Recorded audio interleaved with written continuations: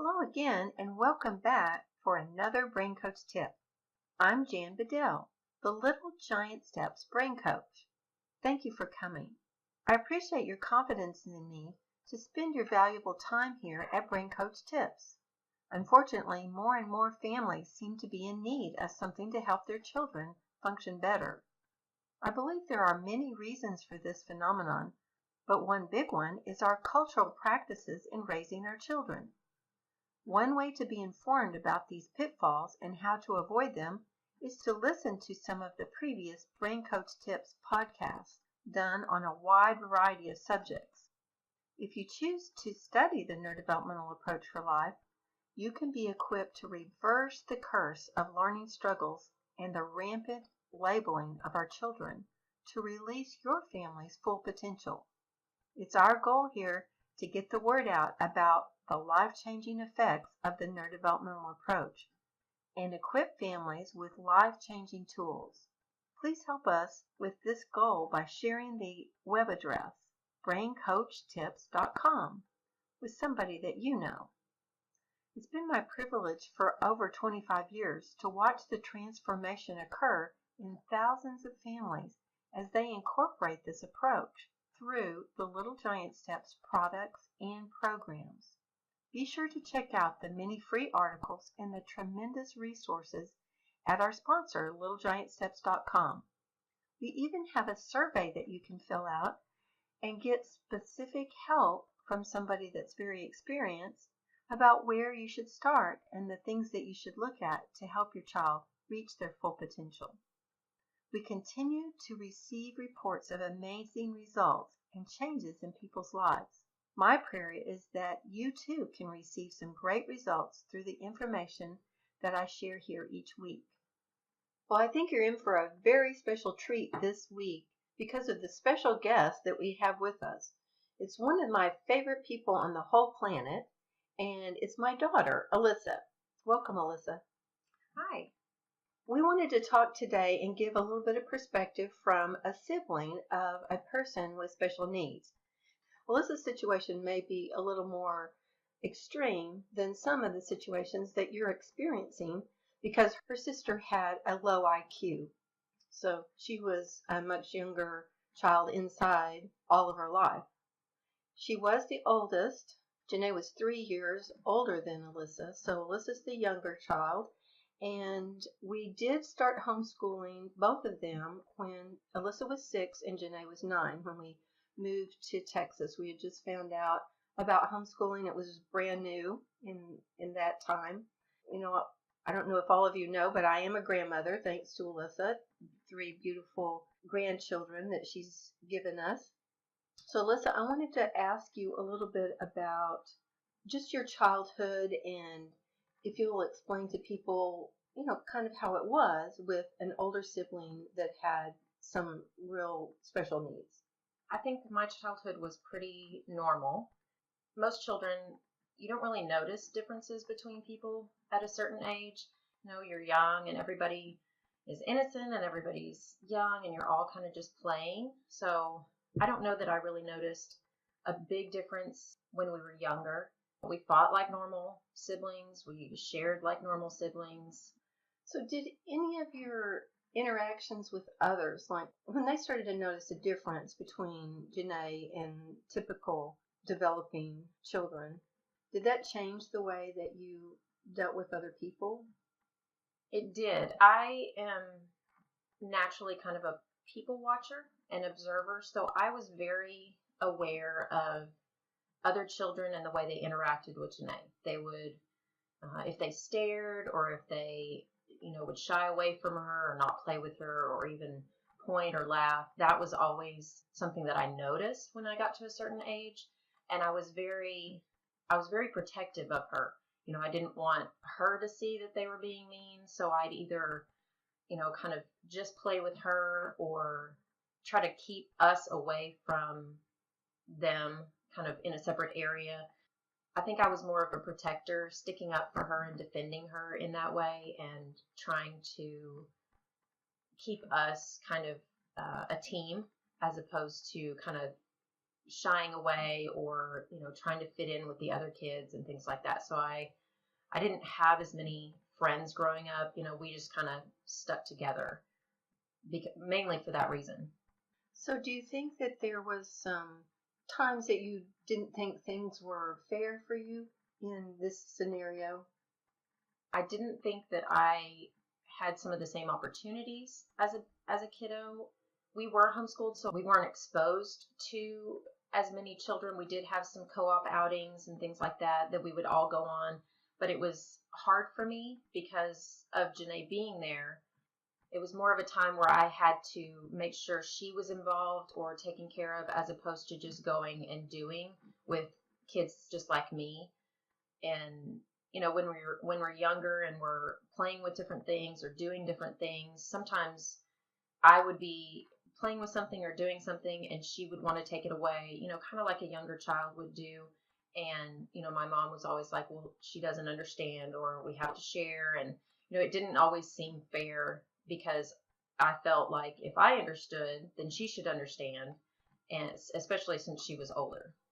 So with that understanding, has that changed the way you deal with your children as they're getting older? Yes, it has. I have a almost 6-year-old, a 3.5-year-old, and a 9-month-old. And the way I talk to them about the 9-month-old not knowing what's right, and taking things away, and trying to make sure that they're being fair to her and not just ripping toys out of her hands.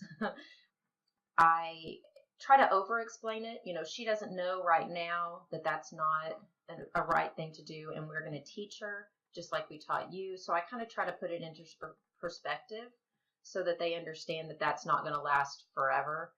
So that's really good. And one thing that you have to think about as a parent is you have to think about all your children.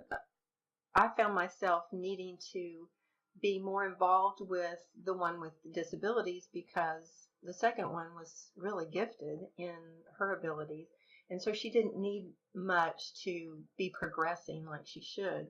And the other one was sick for the first 5 years of her life. And so we were dealing with a lot of medical things, and a lot of attention is taken from that. And then sometimes you're not aware what it's doing to the other children because you're so occupied. It's not something that you have to beat yourself up about. You have to take care of the urgent and, of course, the medical things. But one of the things we're trying to do here is just help you to be aware of the siblings' perspective, and if there's anything that Alisa can add here that will help you to see it from that perspective, and just bring your awareness up on that. That's more of what we're trying to do, to help you to include that other one, or to talk with them about some of these things. Is this the way you're feeling? And help them to get some of those feelings out. Because I don't know if you had any time where you were just really grappling with some things and you didn't feel like you could talk to us. Has that come up at all? There was times when I was younger, when we were either in a church group or in a big group of people that we were involved in, that maybe they had been making fun of Janae, and I didn't want to burden my parents with that, because, well, especially in a church group, we're going to go back to church. So I didn't want to make it awkward or hard for us to enter that group again. But it was hard for me at certain times, knowing that kids can be cruel, and they're not nice all the time. And of course, I went through a period of time where I was embarrassed of some of the things that she would do or say, or the inappropriate actions. And so I did, of course, go through a period of time where that was really hard. Adolescence was really difficult because it was a requirement. I mean, she wasn't going to go anywhere. She was my sister, but I had to deal with those inappropriate actions and things like that, and get over the embarrassment, or just deal with the embarrassment, or get to a point where it wasn't embarrassing anymore. And I did finally get to that point. But there was several years that was a struggle.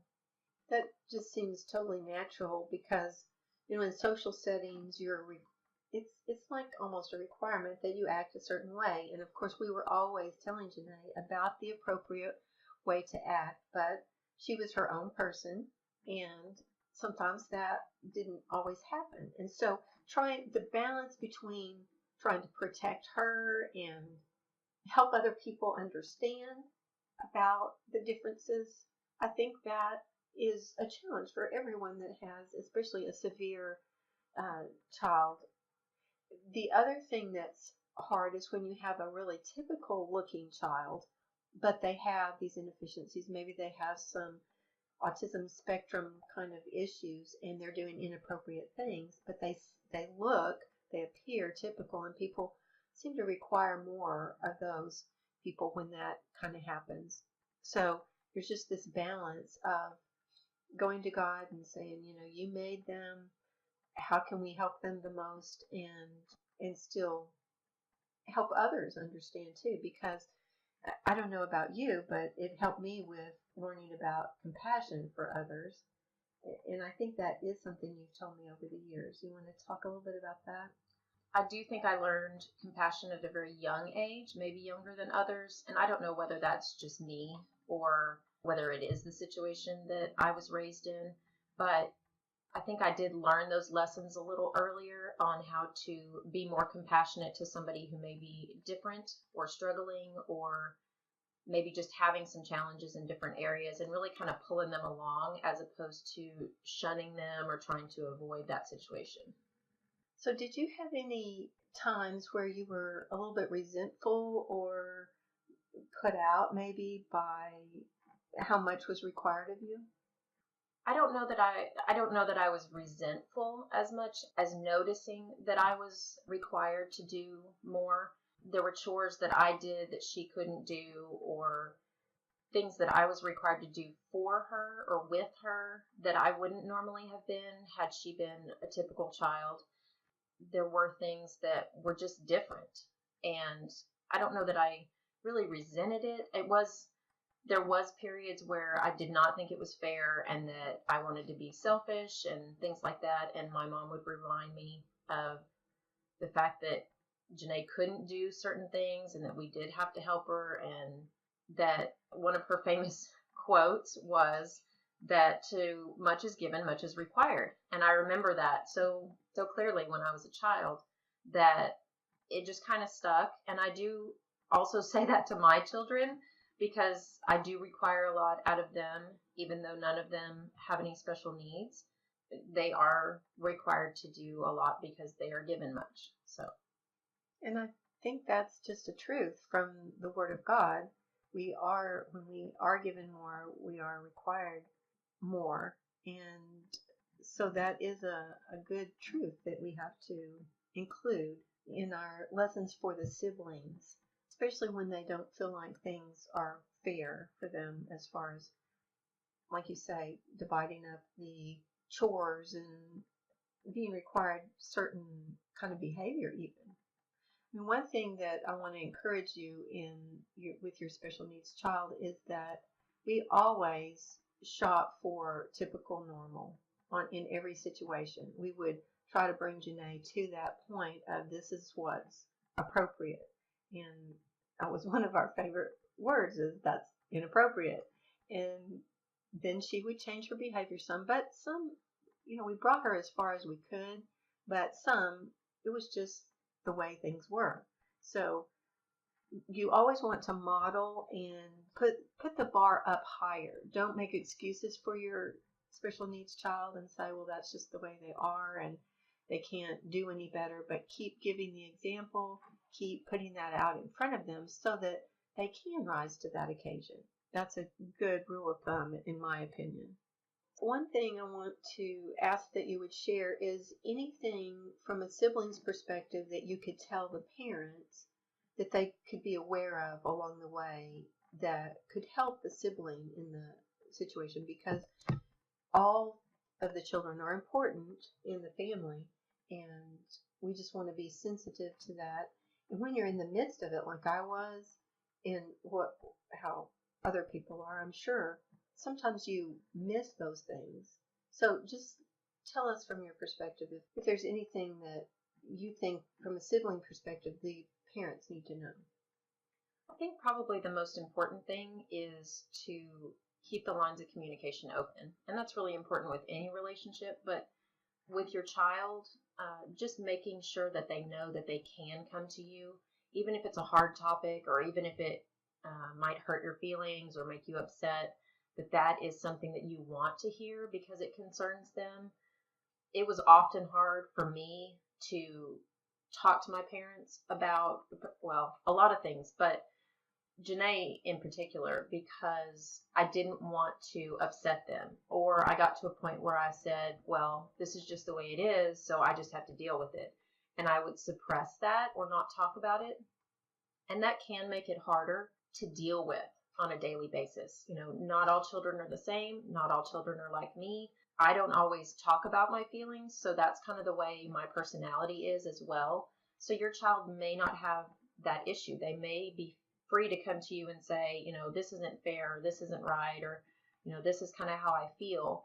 But just making sure that those communication lines are open for those younger children or even the older children to come to you and say, I feel like this is too much or this is required and it shouldn't be, and that sort of thing to let you know how they're feeling each day. So when you have a sibling that has pretty severe issues, like maybe someone with a syndrome or a low IQ like your sister, one of the things I want to encourage parents to have is the conversation with their siblings about future caretaking. This is a really hard subject because you don't think about dying and you don't really want to talk about that subject too often. It's kind of something that's avoided, but it's kind of the big elephant in the room. What's going to happen with this individual when the parents are gone and they're not able to do caretaking anymore? So this is a subject that we really need to talk about, whether the sibling is open to taking on the long-term caregiving or what are the other solutions. If there are other solutions that need to be encountered, then you've got to make sure the provision is for that.